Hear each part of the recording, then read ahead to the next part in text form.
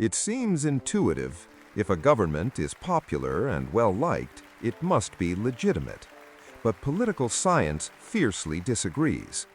In everyday speech, terms like legality, legitimacy, and popularity are thrown around interchangeably.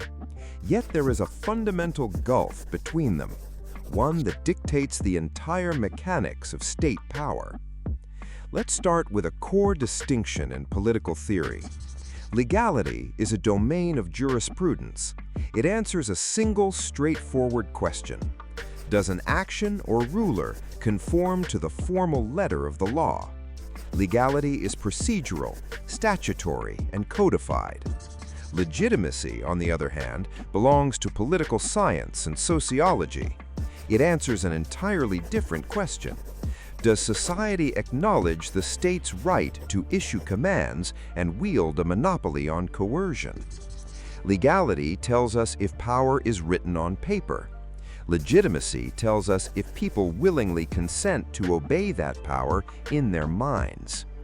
To see this rift in action, consider two contrasting scenarios. Imagine a hereditary monarch who ascends the throne by right of blood in strict compliance with the Constitution. His power is entirely legal.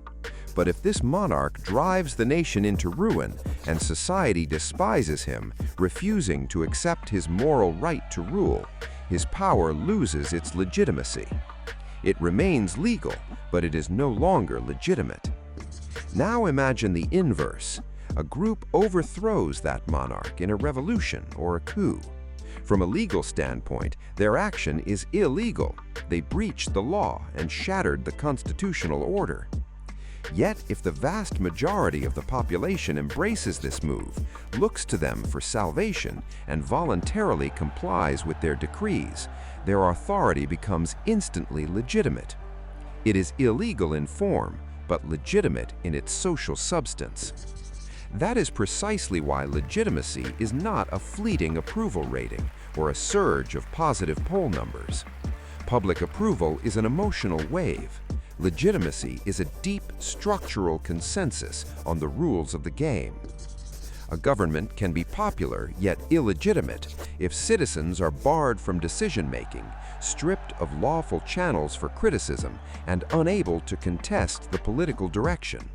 Conversely, a government can be deeply unpopular yet entirely legitimate, so long as procedures are honored and society recognizes the institution's fundamental right to issue commands. Legitimacy is never static. It ebbs and flows. Political scientists map this through the dynamics of institutional trust. It all hinges on how reliably the state and its citizens fulfill their implicit mutual obligations. The more dependable that performance, the sturdier the system. The more dubious the compliance, the closer the system drifts toward crisis.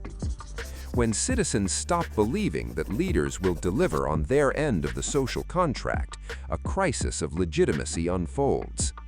The true test of legitimacy isn't whether people love their leaders, but whether they obey commands voluntarily, not out of fear and not out of momentary affection, but because they recognize the authority of the system itself.